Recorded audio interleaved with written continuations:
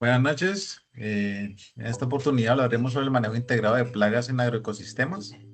Esta presentación se realiza con los compañeros Angie Caterine, Jorge Luis, André Felipe Bermúdez, Estefanía Fajardo y quien les habla, Andrés Montaño. Dentro del cultivo de papaya, carica papaya, existe una fisiología. De manera general está el tema de las raíces, que son de tipo laterales, poco profundas, y una raíz principal de 0,5 a 1 metro de profundidad. El tallo, como la mayoría de las plantas, provee soporte estructural. En este caso, almacena y transporta de manera bidireccional agua y nutrientes. En cuanto a la flor, posee tres tipos de flores: masculina, femenina y hermafroditas. En cuanto a la fruta, es una fruta climatérica, lo que quiere decir que se madura después de ser cosechada. Y su rango de peso está entre 100 gramos a 10 kilogramos, dependiendo de las condiciones. En cuanto a las hojas, son palmeadas alrededor de 60 centímetros cuadrados, posee alrededor de 400 estomas por milímetro cuadrado, lo cual le permite producir suficiente fotoasimilados para alrededor de 3 frutas. Empezamos a hablar o nos concentramos en la fisiología, en la función fisiológica de las hojas, porque está relacionada con la plaga que se va a tratar más adelante. En cuanto al transporte de la savia y fotosíntesis en la hoja de papaya, tenemos que estas presentan una función de absorción y transporte de savia fruta, que se hace mediante el xilema. La savia bruta es una mezcla de agua y sales minerales absorbidas por las raíces y transportadas hacia las hojas a través del xilema. Su composición básica es agua y sales minerales. Dentro de estos minerales encontramos los nitratos, los fosfatos, potasio, calcio, magnesio y otros micronutrientes. Es importante recordar que el recorrido de la savia bruta se hace desde las raíces eh, y transporta el agua de los minerales que provienen del suelo.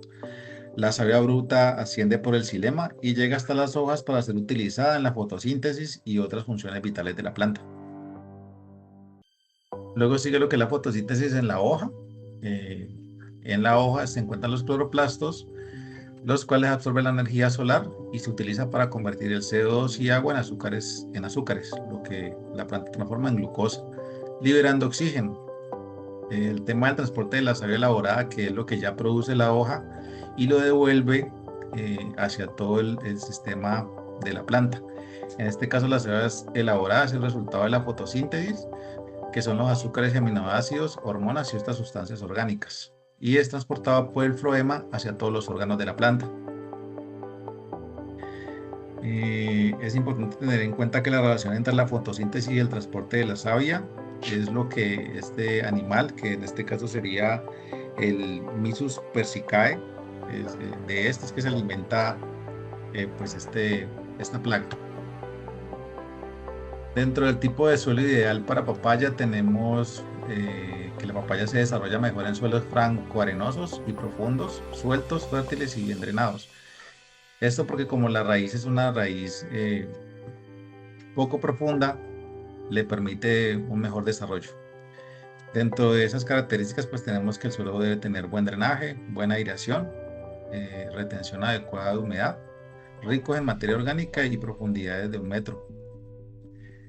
¿Por qué se necesita este tipo de suelo? Porque las raíces necesitan oxígeno para respirar en suelos compactados o encharcados y asfixian, y permite un buen drenaje y evita encharcamientos.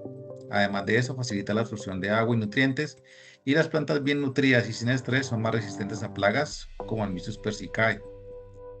Dentro de las características físico-químicas tenemos unas texturas francoarenosas, un pH entre 5,5 y 7, profundidad efectiva de 1 metro que facilita el desarrollo de la raíz y un buen drenaje.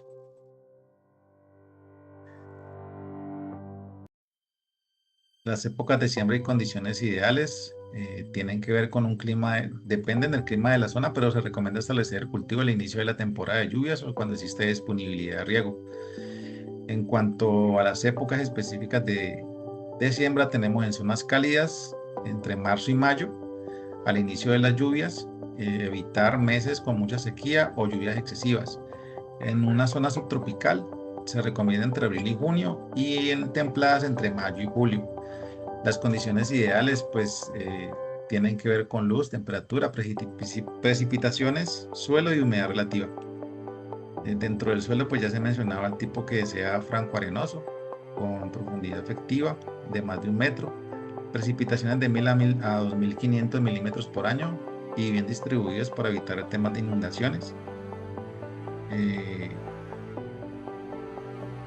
Y por último, las distancias de siembra más utilizadas en papaya se establecen 3 sistemas principalmente. El primero, que es el tradicional, que es de 3x3, con una densidad aproximada de 1100 plantas por hectárea.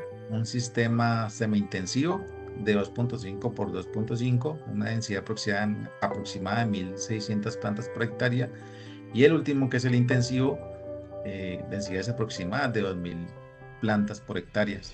Buenas noches nuevamente para todos. En este momento vamos a hablar de la plaga que más afecta al cultivo de papaya, más que todo, y es a la hoja, el cual tenemos que la plaga es el pulgón verde. En estos momentos tenemos como dentro de la diapositiva tenemos cómo ellos van colonizando pues la hoja de la papaya, cómo se alimentan, cuál es la afectación que tienen, la cual pues la coloca pues amarilla. Dentro de las características generales el insecto tenemos que es muy pequeño, mide entre 1.2 a 1.4 milímetros de longitud, color verde, el cuerpo es blanco y pues periforme. Presenta sifones en la parte posterior del abdomen, posee antenas largas y ojos compuestos oscuros, puede presentar formas aladeadas o láteras.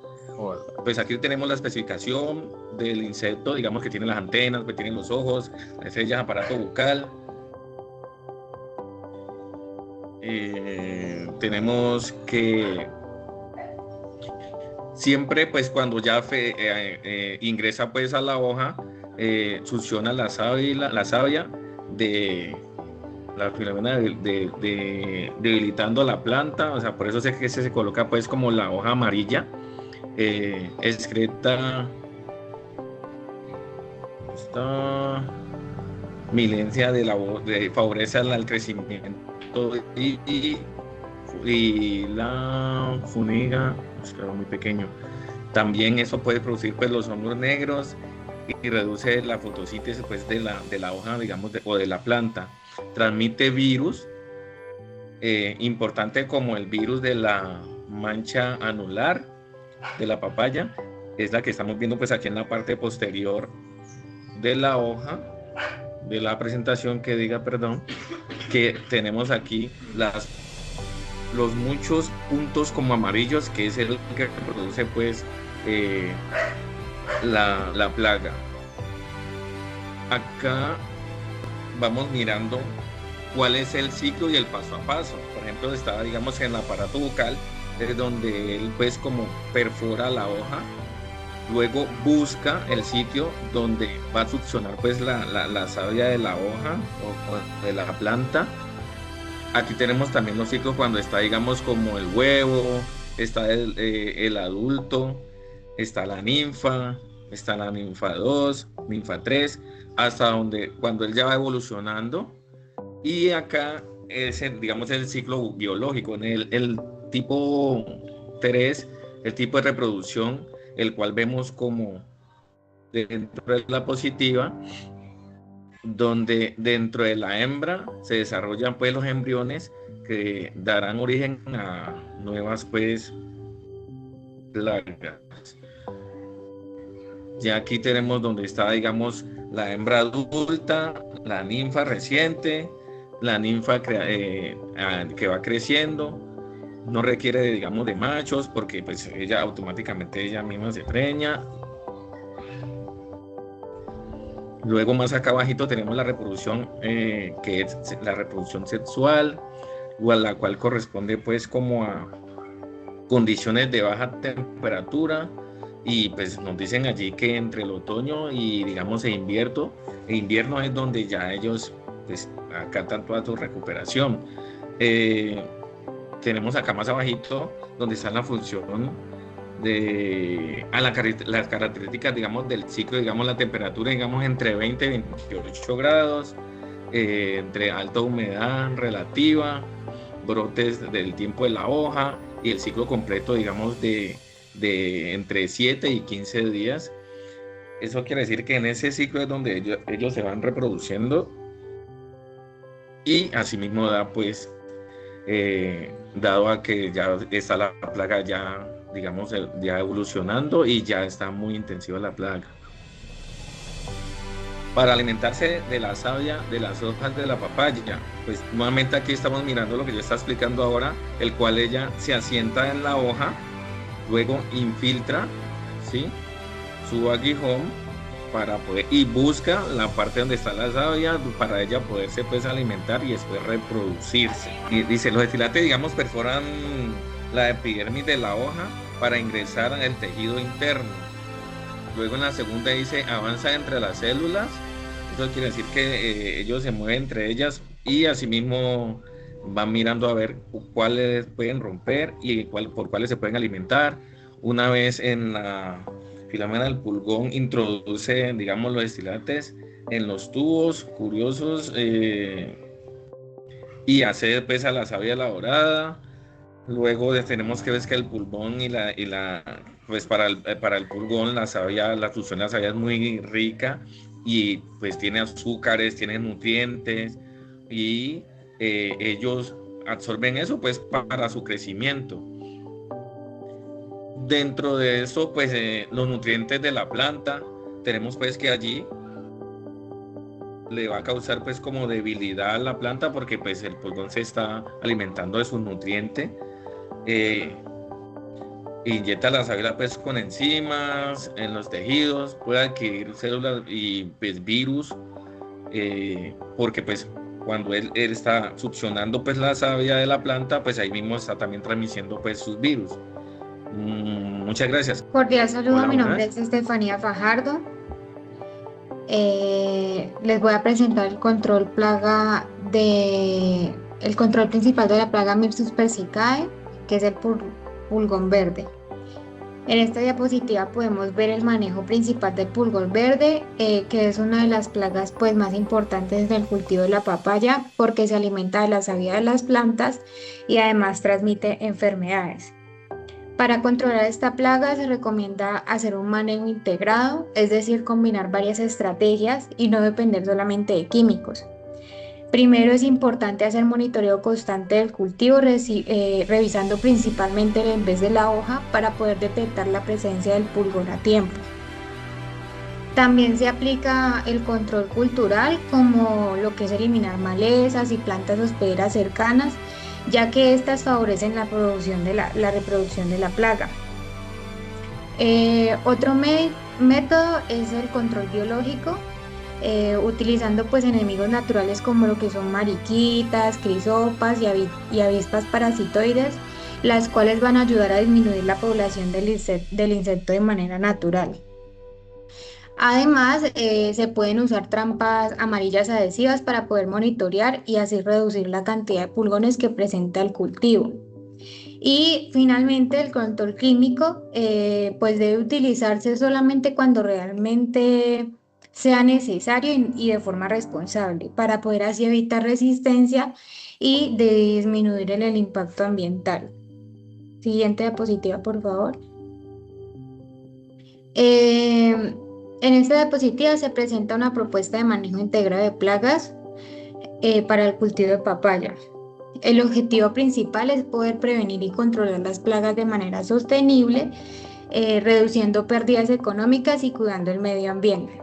La primera estrategia es la prevención, usando semillas certificadas, preparando bien el terreno y realizando un manejo adecuado del riego y la fertilización.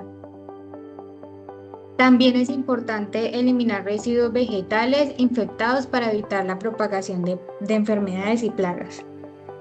La que sigue, por favor. Continuando con las estrategias del MIP, encontramos el monitoreo y evaluación del cultivo, que consiste en hacer inspecciones frecuentes y utilizar trampas amarillas para detectar las plagas a tiempo. Después está el control cultural, donde se realizan prácticas como rotación de cultivos, control de albences y podas sanitarias.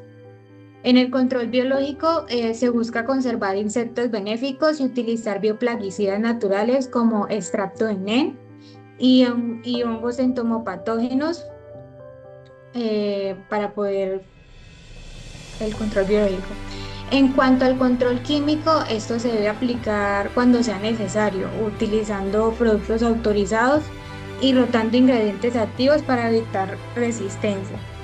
Y finalmente se hace una evaluación del manejo para poder verificar resultados y ajustar las estrategias según el comportamiento de la plaga. Muchas gracias. Buenas noches a todos. A continuación vamos a hablar sobre el cultivo de tomate bajo invernadero. Aquí pues nos vamos a enfocar en las características agronómicas, las principales plagas que lo afectan, y pues también vamos a hablar sobre un manejo integrado pues para poder tener una producción sostenible y rentable. Y pues sabemos que el tomate, el nombre científico es Solanus lycopersicum, es uno de los cultivos hortícolas más importantes pues a nivel mundial, y en el invernadero pues tiene una alta productividad gracias pues a que allí podemos controlar mucho mejor las condiciones ambientales. Aquí vamos a ver la introducción y tipos de crecimiento, algo de la fisiología. Pues el tomate, como sabemos, pertenece a la familia de las solanáceas y pues es una planta herbácea de gran importancia económica. Allí podemos encontrar dos tipos de crecimiento. Uno es el determinado, donde la planta pues tiene un tamaño limitado y la cosecha se concentra pues como en menos tiempo. Y tenemos el indeterminado, que es el más utilizado en invernadero porque pues la planta sigue creciendo y pues se pueden producir frutos continuamente. En cuanto a fisiología, pues el tomate pasa por varias etapas. La primera pues es la germinación, luego tenemos el crecimiento vegetativo, luego la floración y pues por último la formación de los frutos. Durante estas etapas pues necesitamos buenas condiciones de temperatura, el agua, el suministro de todos los nutrientes para poder llegar a una buena producción. Pues por eso, pues digamos que en el invernadero se prefiere el crecimiento indeterminado, ya que permite pues una mayor productividad y también podemos mejorar el aprovechamiento pues del espacio. La siguiente. Bueno, entonces en tema de climas y condiciones, para que el cultivo de tomate pues tenga un buen desarrollo se necesitan ciertas condiciones ambientales. Una temperatura óptima puede ser entre 18 a 30 grados centígrados. Si la temperatura pues está por debajo de esos 10 grados, se afecta pues el tema de la floración. Y si de pronto llega a superar los 35 grados centígrados, pues puede ocurrir un aborto floral o disminuirse la producción. Digamos que la humedad relativa debe mantenerse entre los 60 y 80%, porque pues el exceso de humedad también favorece a que hayan más enfermedades causadas por hongos y bacterias, y pues además el cultivo también necesita como mínimo 6 horas diarias de luz para poder lograr una buena floración y para que los frutos se puedan formar bien. Continuamos con la siguiente diapositiva. Bueno, en suelo, siembra y fisiología, pues el tomate requiere suelos profundos, que sean fértiles y con muy buen drenaje, y también que sea muy rico en materia orgánica. ¿Cuál es el pH ideal? Pues está entre 6 y 6.5, porque pues en este rango la planta así puede absorber mejor los nutrientes del suelo. En invernadero pues se maneja una densidad aproximada de 2.5 plantas por metro cuadrado, utilizando un tutorado y poda para pues poder mejorar la ventilación y así disminuir todos los problemas fitosanitarios. Digamos que una ventaja que se tiene al tener un cultivo bajo invernadero es que pues la época de siembra es flexible, ya que pues las condiciones las podemos controlar nosotros parcialmente, como el clima, y también pues tener en cuenta también la demanda del mercado.